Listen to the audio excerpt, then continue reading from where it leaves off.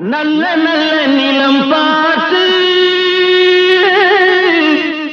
நாமும் விதை விதைக்கணும். நாட்டு மக்கள் மனங்களிலே நாணயத்தை வளர்க்கணும்.